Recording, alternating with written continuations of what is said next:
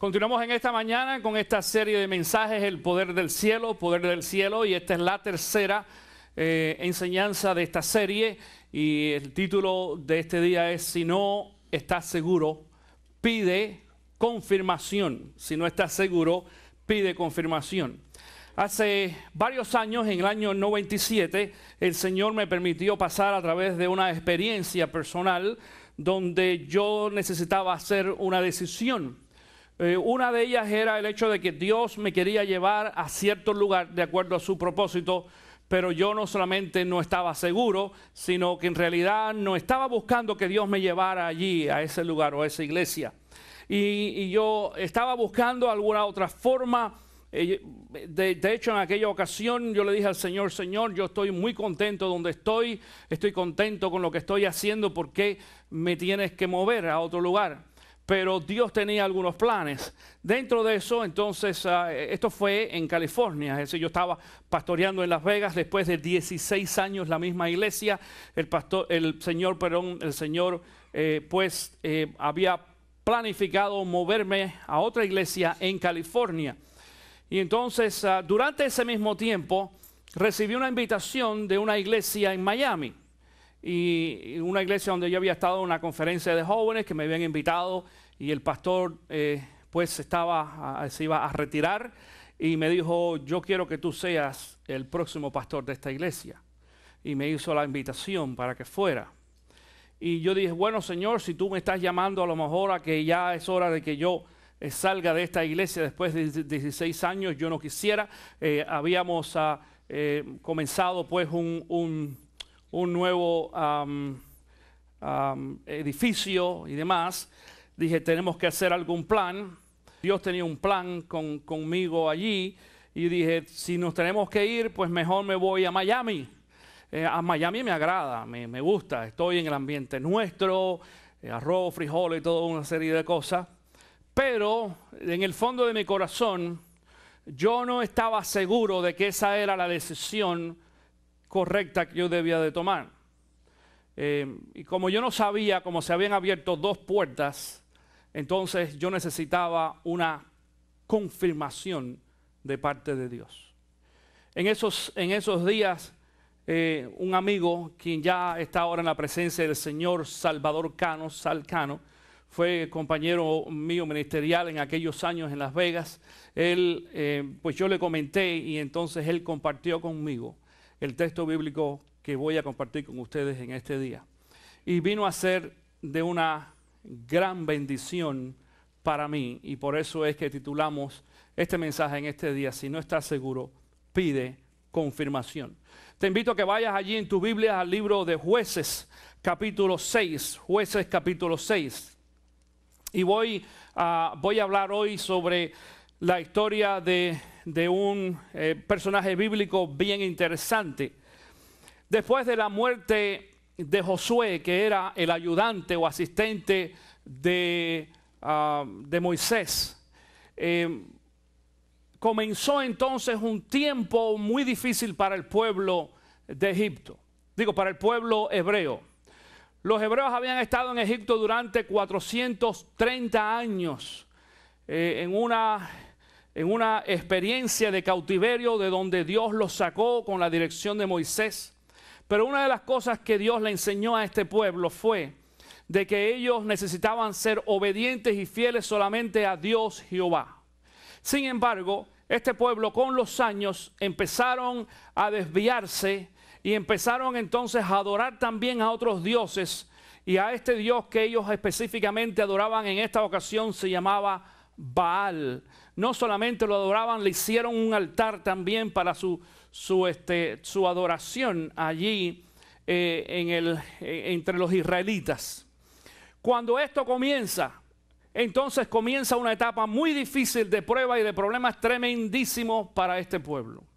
Quiero decirte una cosa: cuando nosotros nos desviamos de la enseñanza bíblica y comenzamos a adorar a otros dioses, los problemas y las catástrofes vienen sobre nosotros. No importa si sean cristianos o no cristianos, pero para los cristianos la disciplina es mucho más severa, porque somos hijos de Dios, y dice Dios de que ¿qué padre no disciplina a su hijo? Cuando viene la hora de la disciplina para nosotros los creyentes es mucho más severa para que nosotros podamos formar nuestro carácter. Quizás algunos de ustedes digan, pero bueno, pastor, ese no es mi problema, yo no tengo tanto la dificultad o el problema de estar adorando a otros dioses. El problema es que los dioses no son solamente estos dioses o imágenes que en muchas ocasiones nosotros concebimos o nos formamos. Además de eso, por ejemplo, hay otros dioses que muchas personas y aún cristianos adoran, como por ejemplo el trabajo. Si tú dedicas más tiempo al trabajo que a la iglesia, tienes un Dios. Si dejas de venir a la iglesia por ir a trabajar, tienes un Dios allí que estás adorando. Los negocios. Si tu negocio te toma más tiempo que el adorar al Señor, tienes un Dios, tienes una competencia. El carro para muchos. Hay algunos que gastan más dinero en el carro que lo que dedican en la obra del Señor. Es más, algunas personas se gastan hasta parte del diezmo o todo su diezmo en comprar o adornar o pagar un carro. La ropa, el dinero, hay muchas cosas, hay muchas formas en las cuales nosotros nos desviamos y nos volvemos entonces tan idólatras y tan paganos como este pueblo en aquella ocasión. Y esto es lo que dice entonces el libro de Jueces.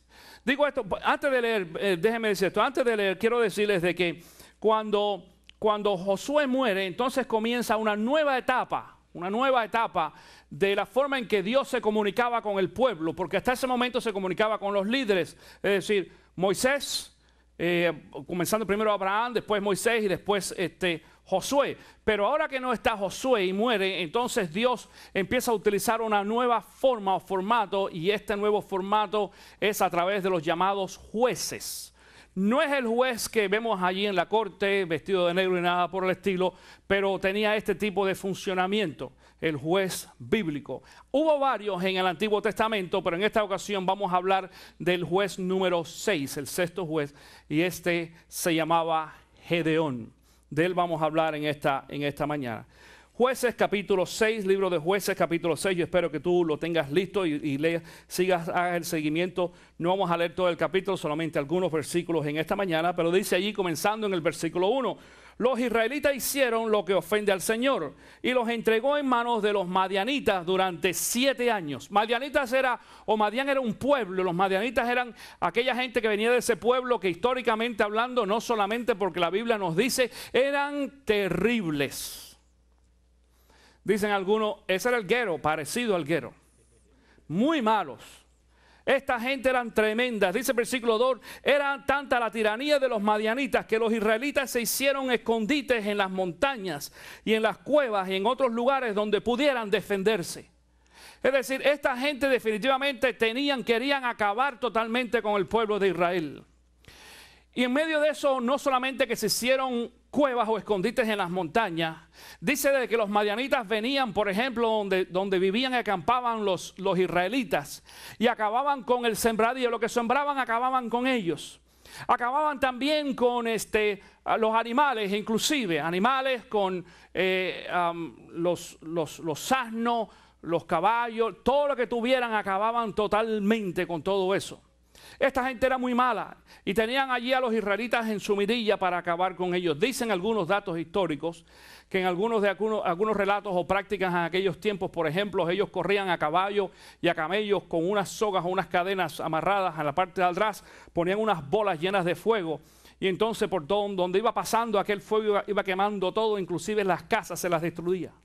En medio de esta gran situación entonces, dice el versículo 6, era tal la miseria de los israelitas por causa de los madianitas que clamaron al Señor pidiendo ayuda.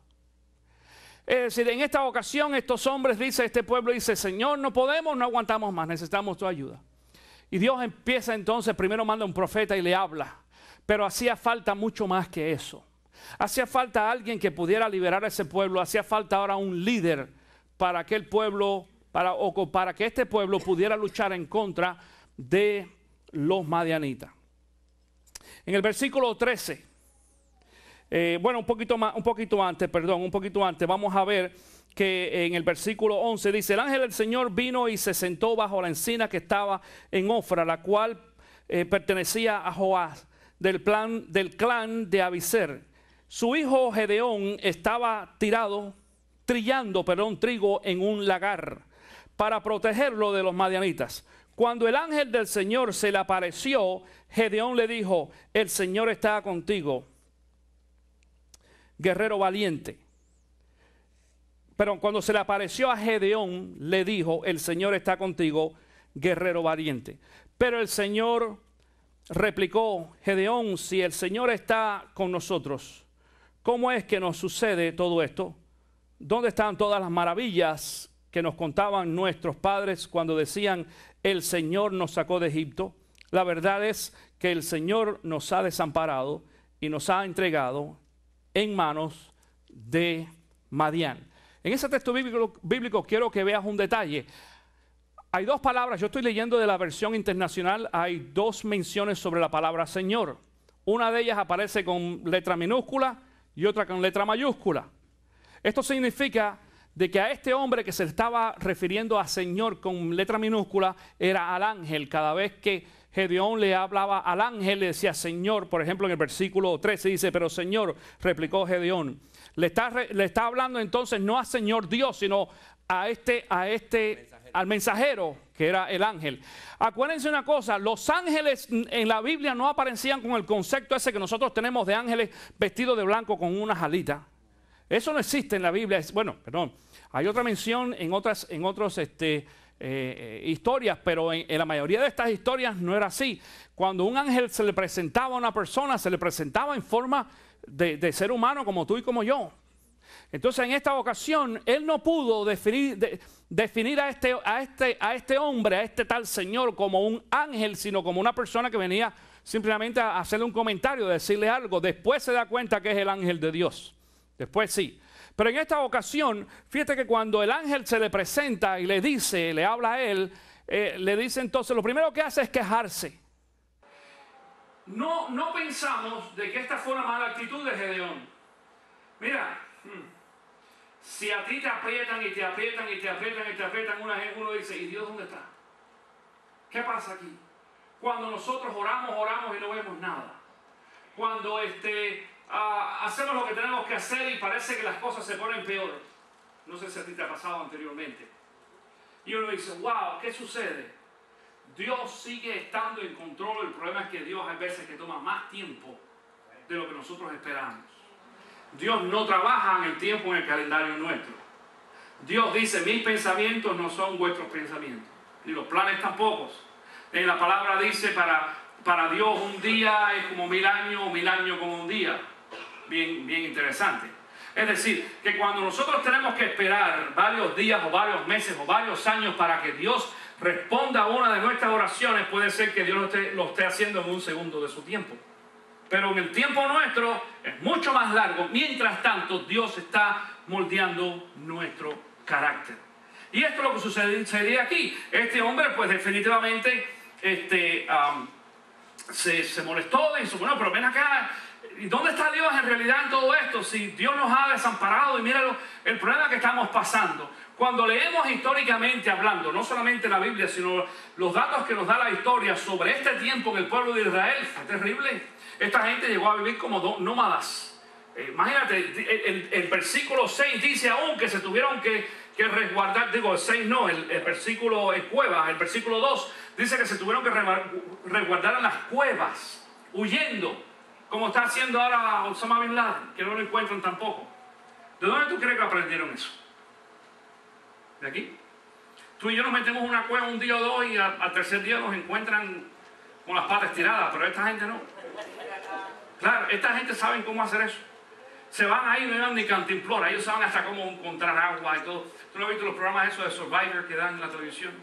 Hay un muchacho, se me ha olvidado su nombre, que uno dice: pero está loco. No, nos enseña mucho. Y llega a estos lugares en el medio del desierto, un lugar donde no hay ni alimento ni agua, y él se las arregla para vivir. Bueno, esta gente estaba viviendo más o menos como ese joven que vemos ahí en la televisión, huyendo de los madianitas porque querían acabar totalmente con ellos.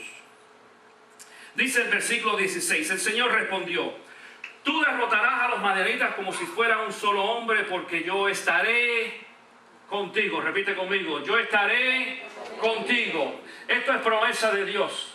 Escúchame, La promesa que tenemos en la palabra es que Dios está con cada uno de sus hijos, aunque no lo veamos. Es más, Dios está con cada uno de sus hijos, aunque no lo sentimos. Hay veces que en muchas ocasiones sentimos de que en realidad Dios no está a nuestro alrededor, pero sí está. Y hace las cosas que Él tenga que hacer. Versículo 17. Si me he ganado tu favor, dame ¿una qué? Una señal. Mira, fíjate lo que está pasando con este hombre. Cuando él reconoce de que Dios ahora le está hablando directamente a él, no solamente el ángel, ahora es Dios quien le está hablando a él directamente, le pide entonces una señal. Yo no sé quiénes de ustedes en alguna ocasión han tenido que pedirle señal a Dios. Cuando yo escucho a personas que dicen de que ellos no tienen mucho problema para escuchar la voz de Dios o para conocer el propósito de Dios, yo empiezo a dudar en realidad si esa persona es un verdadero creyente o no. Porque el modelo que vemos bíblico en la mayoría de las ocasiones es de que es muy difícil el poder encontrar o escuchar claramente 100%, escúchame esto, el propósito de Dios desde el primer momento, desde el primer instante. Mi experiencia aún a través de los años, y acuérdate de que cuando hablamos de escuchar la voz de Dios y el propósito de Dios en las cosas que Dios quiere que nosotros hagamos, hay varios aspectos diferentes y varias características, pero en algunas ocasiones hay cosas en las que Dios parece que no es muy claro. La razón es porque Dios no nos habla a nosotros con una voz audible de comunicación como la tuya y como la mía. Es más, Dios no nos habla necesariamente en español ni en inglés. Ojalá fuera así. Ojalá fuera así. Hay veces que Dios utiliza un lenguaje, presta atención, es lo que nosotros conocemos como el lenguaje espiritual, que va mucho más allá que el idioma que tú y yo hablamos. Donde Dios entonces se comunica con nosotros a través de nuestra mente y de nuestro corazón, a través del Espíritu. Las confirmaciones vienen a través de la palabra de Dios. Es decir, lo puedes ahí sí buscar si quieres en español, en inglés, en ruso, en chino, como tú quieras. Algunas de estas confirmaciones. Pero cuando Dios empieza a hablar a nuestro corazón a través del Espíritu, no necesita necesariamente un lenguaje gutural como el que tú y yo usamos en estos momentos. Pero como nosotros no somos expertos en esta rama, entonces nos cuesta un poquito más de trabajo el poder encontrar o entender 100% lo que Dios nos está tratando de decir. Y tenemos por eso que estar en constante contacto y relación con Dios a través de la oración, La oración es lo que va a traer la diferencia, lo que va a venir a enseñarnos a nosotros algo diferente en relación a lo que Dios nos quiere decir. Y Dios nos repite y nosotros estamos como en el limbo, Señor, pero y será, y coge por aquí, pero por aquí ¿por dónde? Por la mano derecha, y por aquí, no, por la derecha, y uno sigue porque empezamos nosotros entonces a buscar otras cosas. Y se nos olvida decirle, mira, escucha esto, este hombre le está diciendo directamente a Dios en esta ocasión, si he ganado tu favor, dame una señal. Dame una señal de que en realidad eres tú quien habla conmigo, respondió Gedeón. Es posible que tú te encuentres en alguna ocasión a alguien que te diga y enseñe, yo he escuchado a varias personas, que pedirle a Dios señales o confirmaciones es falta de fe. O que pedirle a Dios confirmaciones o señales es un atrevimiento, una forma de tratar a Dios como que no confiamos en Él. El problema es que no es que no confiemos en Dios, el problema es que nosotros no podemos confiar en nosotros mismos, porque las decisiones que nosotros podamos hacer pudieran ser equivocadas. Ahí es donde metemos la pata, como decimos en muchas ocasiones. Y déjame decirte esto. A lo mejor a ti nunca te ha pasado esto, pero yo he metido la pata muchas veces. Yo he cometido muchos errores, desgraciadamente, por decisiones que he hecho sin contar necesariamente con Dios o por no prestar atención a lo que Dios me ha dicho. En esta experiencia que yo les conté al principio, porque esta es una experiencia ministerial, imagínate estar 16 años en una iglesia que yo vine a hacer, como he visto nacer esta iglesia. Comenzó también en mi casa en Las Vegas y se fue desarrollando. Y el modelo muy parecido a este, muy parecido.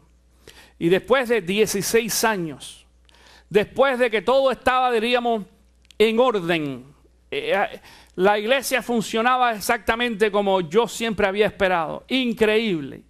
Dios había bendecido a aquella iglesia en crecimiento con personas, con ministerios, económicamente, con edificio, con todo. ¡Wow! ¡Qué bueno! Chéverísimo. Está bien. Ya yo estaba cómodo.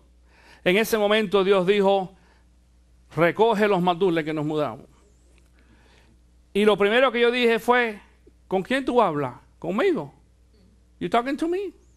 Digo, Y se abrieron entonces 2 puertas, como mencioné al principio. Y me tocó hacer una decisión. Porque yo no me quería ir, yo me quería quedar ahí en aquel lugar. Yo viví en Las Vegas durante 20 años. A mí esa ciudad siempre me encantó. Desde que yo llegué allí a esa ciudad. Llegué ahí a los 17 y 18 años de edad a esa ciudad. Y había una magia en ese lugar, en el desierto, que mucha gente no la entiende, ni yo tampoco. Y yo sé que para muchos cristianos hablarle de Las Vegas, eso es el lugar de pecado. Mi hermano, pecado hay en todos los lados.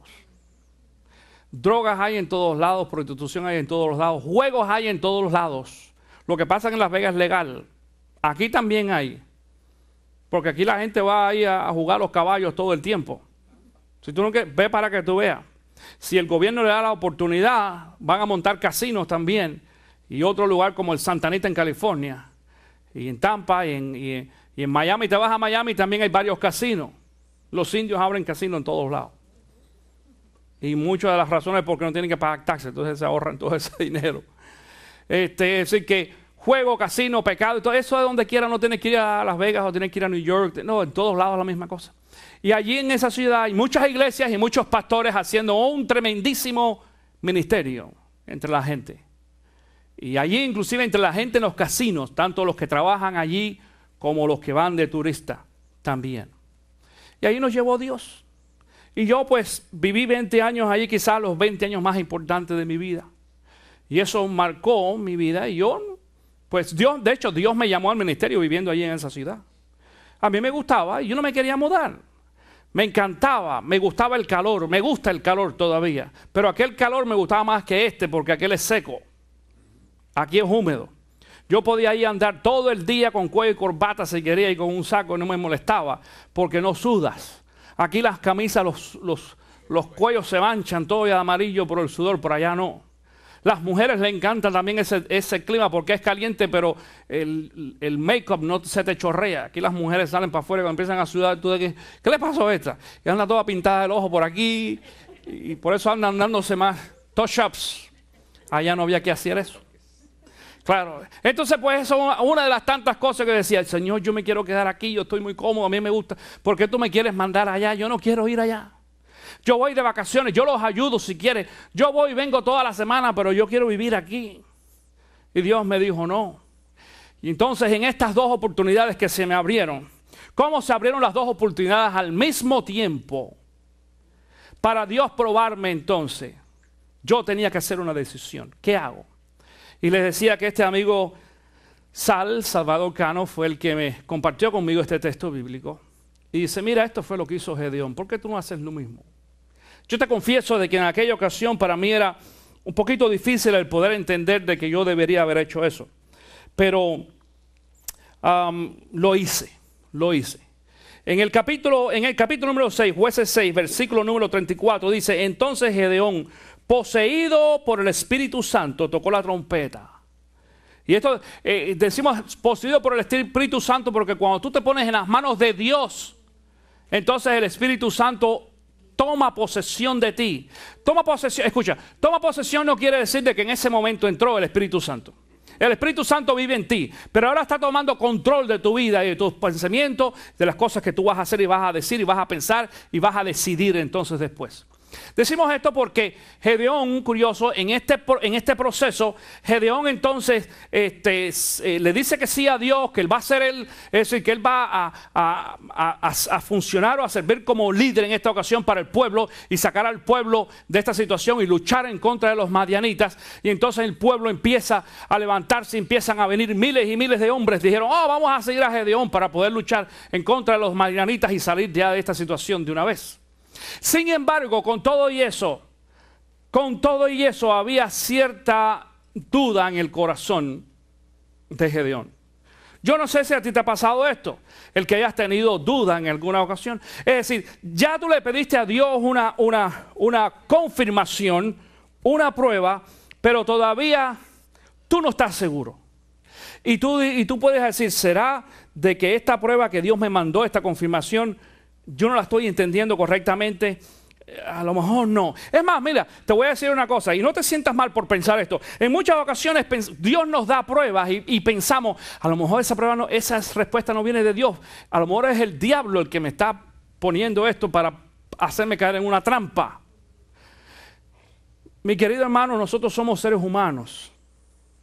Si fuéramos divinos, entonces pudiéramos entender a Dios 100%, de la forma que Jesús y Dios se relacionan, porque ambos tienen una procedencia divina, porque ambos son Dios.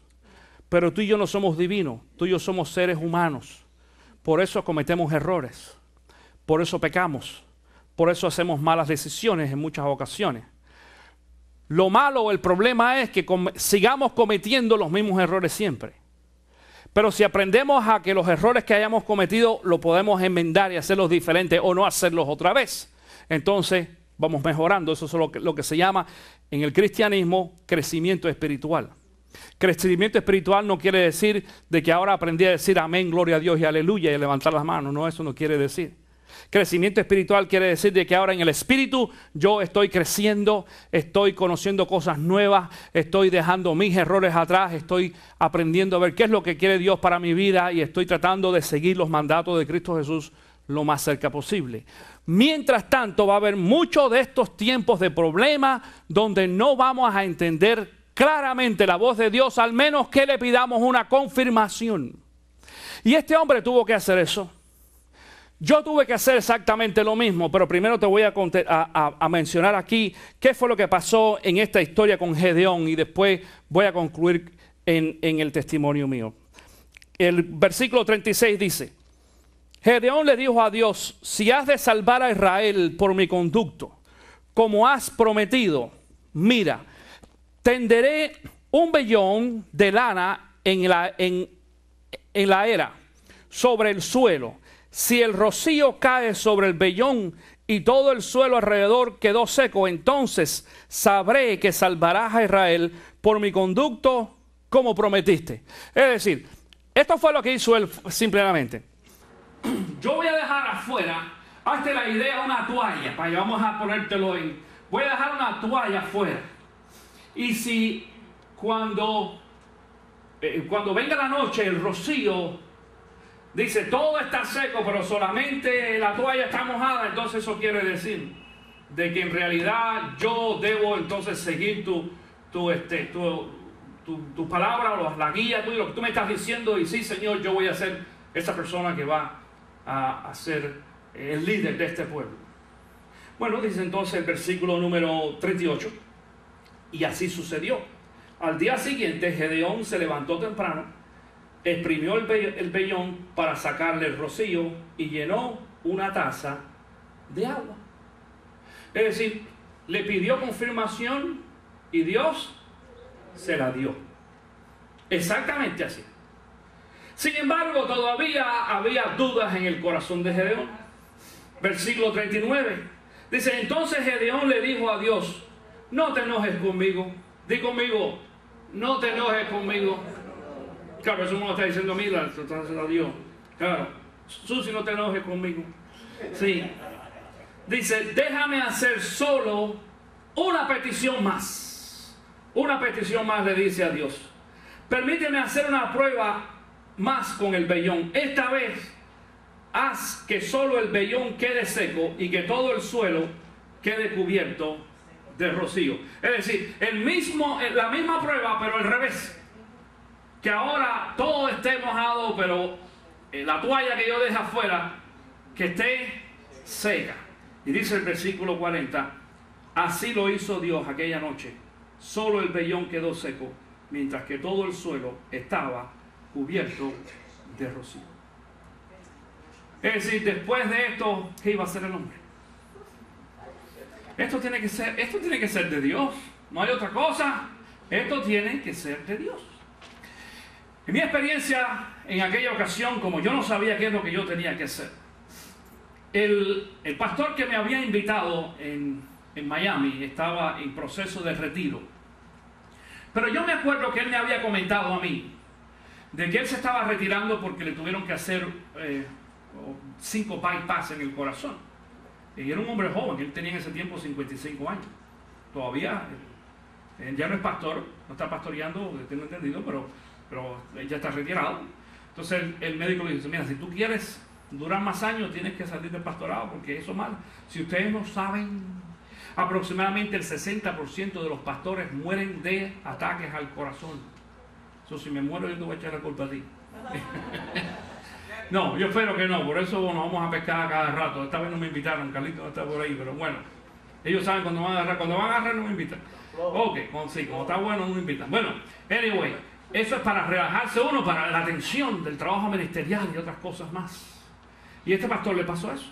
Pero él me dijo, dice, como yo tengo solamente 55 años de edad, yo tengo que entrar dentro de un proceso donde a mí el gobierno me deshabilite para yo entonces poder tomar los beneficios del seguro social y cuestiones médicas y todo eso. Y bueno, pasaron los días y las semanas y no había respuesta. Él había hecho sus papeles y dice, no, eso quién sabe qué tiempo me tome. Pero yo sabía que estaban esas dos puertas abiertas y Dios me estaba diciendo todos los días, ¿cuándo vas a recoger tus cosas y te vas a mudar? Y yo, Señor, ¿pero para dónde? ¿Para aquí? ¿Para allá? No, yo quiero para Miami, no, para allá no.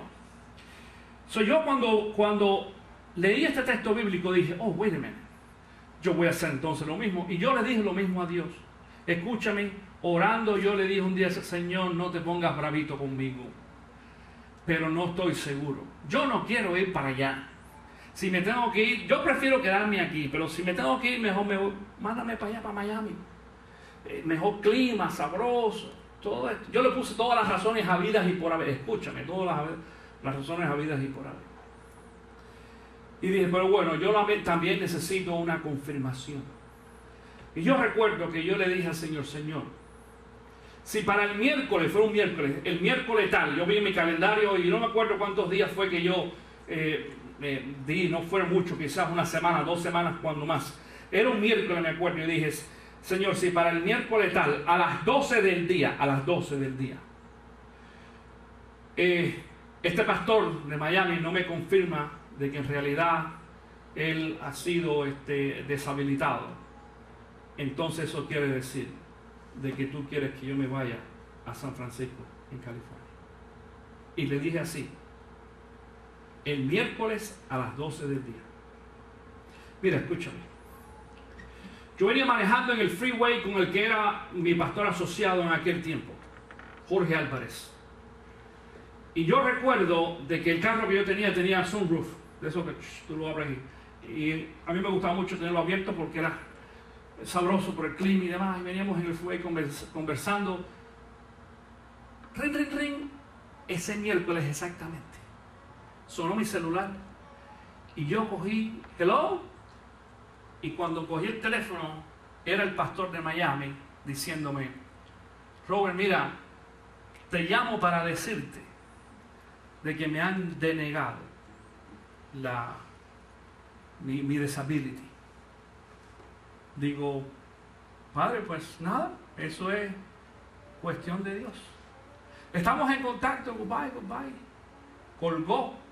Y cuando yo hice así, miré en el reloj, escúchame, eran exactamente las 12 del día. Exactamente las 12 del día. Y le digo lo de sunroof porque manejando así yo me acuerdo que yo levanté mi vista a través de su luz mirando al cielo, dije, Señor, esta es la respuesta que yo te estaba pidiendo. Y en ese momento yo le dije a Jorge, Jorge, a partir de hoy, eres el pastor de Betel, ¿verdad? Así se llamaba la iglesia. Y él se asustó. ¿Cómo? ¿De qué tú eres? ¿Pastor? ¿Estás loco? Digo, a partir de hoy tú eres el pastor, no soy yo. Y ahí mismo, en ese camino, todavía no los había salido del freeway, yo cogí el celular y llamé al director de diáconos, líderes de esa iglesia en California, y le digo, el próximo domingo, este domingo que viene, estoy con ustedes predicando allí en San Francisco. Así fue. Nada de que una semana o 2 o 10 días. Mira, cuando Dios te da confirmación clara según tú se lo pides, ¡pum! No esperes, no des más tiempo a obedecer lo que Dios quiere que tú hagas. Y efectivamente, enseguida ese día reunimos a todo el staff. Íbamos de hecho en camino a la iglesia, venimos a una conferencia, recuerdo, y reunimos al staff en la iglesia y yo les dejé saber en la iglesia, a partir de este momento Jorge es el pastor de esta iglesia. Ya yo no predico más el próximo domingo. ¡Ay, pastor! Pero ¿cómo? Así es. Y yo continué casi 6 meses más y miraba, y yo supervisando el trabajo de esa iglesia, hasta que la iglesia, pues Jorge estaba 100% funcionando como pastor y yo no tenía nada que ver ahí. Pero no prediqué más en esa iglesia. Se mudaron a un edificio nuevo que habíamos planeado mucho antes, que lo habíamos hasta diseñado, y yo no. Es decir, yo había diseñado hasta la oficina y los muebles y yo no los usé, los usó Jorge, el pastor, que era pastor asociado, que llegó, quedó como pastor en esa ocasión. Y Dios entonces me llevó a un lugar nuevo. Después de estar allí, escuchen bien, después de estar allí el tiempo que yo tenía que estar, entonces ahora me ha permitido pastorear aquí en la Florida. Y yo le doy gracias a Dios. Te digo esto porque no tengas miedo a pedirle a Dios confirmación de las cosas. Díselo. Dile, Señor, yo necesito que pase esto. Escucha, no hagas peticiones fuera de lo común y cosas que no estén en el espíritu. Tú entiendes lo que me estoy refiriendo. Señor, si tú quieres en realidad de que yo haga un viaje, haz que alguien me regale un avión. No. Tú sabes, no, eso no tiene sentido. Ora en el espíritu. A lo mejor tú dices, Señor, que tal día llueva. No sé, signos regulares, cosas comunes que tú sabes. Cuando tú eres en el Espíritu y estás en contacto con Dios, en oración a través del Espíritu, es el Espíritu Santo el que va a poner en tu mente esas cosas que tú le puedes pedir a Dios, reales, y son confirmaciones. Pero cuando Dios te diera a ti una confirmación, no tardes en obedecerlo y tú vas a ver cómo Dios va a bendecir. Déjame decirte una cosa. Dios no necesita de grandes cosas para hacer cosas extraordinarias con nosotros. Este hombre Gedeón no era ni un guerrero, no era un político, era un hombre del pueblo, era un hombre que amaba a Dios, que temía a Dios y demás, y que aún valientemente, a pesar de los problemas que habían y los ataques de esta gente, de los madianitas, dice la palabra allí de que él estaba trigando trigo y defendiendo ¿qué? Lo suyo, defendiendo. Y ese fue el hombre que llamó. Mira, Dios hizo, y lo hemos visto a través de la Biblia, hizo y sigue haciendo cosas extraordinarias con gente ordinaria como tú y como yo. No solamente eso, te voy a decir una cosa. Cuando en el resto de esta historia, que no lo vamos a ver esta mañana, tú leas en tu casa en los próximos capítulos 7 y 8 para que veas la historia de Gedeón. En este proceso de la pelea y la guerra contra los madianitas, una de las cosas que pasó es que se empezaron a levantar miles y miles de hombres para ayudar allí ¿cómo se llama? A Gedeón. Pero sin embargo, Dios tenía no solamente eso, Dios le dijo, son muchos hombres. ¿Cómo que muchos, Señor? También hace falta 5 o 10 mil. Dice, no menos. No todos ellos están listos. Y los puso y les dio otra prueba más. Todavía, fíjate, encima de eso le sigue dando pruebas. Dice, los llevó a un lugar donde había agua. Dice, ve allí para que ellos tomen agua. Dice, todos los hombres que tomen agua con las manos, esos son los que van a estar listos para la guerra. Los que estén desesperados, esos no. Efectivamente, ¿sabe con cuántos hombres se quedó? Con 300. Solamente 300 recogieron agua con la mano para tomar agua. Y Gedeón decía, no es posible. Señor, tú estás loco, ¿dónde tú me vas a dar con 300 hombres? Aquella gente tiene mucho más hombres que nosotros. Van a acabar conmigo. Y Dios dijo, es suficiente. Pero cuando nosotros obedecemos a Dios, aunque pensemos que nuestros recursos no son suficientes, sin entender que los recursos de Dios son todavía mucho mejores y mayores que los nuestros, no vamos a ser bendecidos. Pero si decidimos a obedecer a Dios, y enseguida que pedimos confirmación y Dios nos confirma lo que tenemos que hacer, obedecemos, escúchame bien, mi hermano, escúchame bien. La bendición y la prosperidad vienen atrás de eso. Éxito, cosas buenas, bendiciones familiares, bendiciones económicas, bendiciones espirituales, prosperidad material económica. Yo creo en eso también. Dios quiere bendición para ti y para mí. Dios quiere cosas buenas para ti y para mí. Dios quiere que tú tengas buenos trabajos, que tú tengas una buena casa, que tú tengas un buen trabajo, un buen carro. Pero tú necesitas pedir confirmación y no solamente, ya el Señor me confirmó, pero ¿qué hago? Como aquella gente que anda buscando trabajo pero nunca sale a hacer una aplicación. El trabajo no te va a llegar, tienes que salir a buscarlo. Tienes que hacer las aplicaciones, tienes que llamar por teléfono, y cuando vienes a ver, y muchos de ustedes han tenido la experiencia, cuando vienes a ver, no te van a llamar de un lugar, te van a llamar de 5 al mismo tiempo. ¿No te ha pasado así? Y tú dices ahora, ¿y ahora qué hago? Bueno, analiza cuál es el mejor. Es más, te voy a decir una cosa, no hay ningún problema de que te llamaron de un lugar y te van a pagar 10, pero ahora te llaman de 15. Mira, mi amigo me está llamando de aquí 15. ¿Me dan 15? No, goodbye. Boom, vamos de aquí, no más de $15. Claro, asegúrate que este sea seguro, ¿sabes? Porque es mejor, dicen, un pato en la mano que 100 volando. Claro. Pero eso pasa cuando nosotros nos ponemos en contacto con Dios. Dios da confirmación y nosotros decimos, sí, te voy a obedecer. Te invito a que te pongas en pie en este día. Dáselo fuerte al Señor, dáselo fuerte. Es Dios el que hace, wow, tremendísimas cosas. Si usted ha sido bendecido a través de esta enseñanza bíblica, nos gustaría saberlo. Envíe sus comentarios escribiendo a info@ccvida.com o llamando al teléfono 352-624-3519.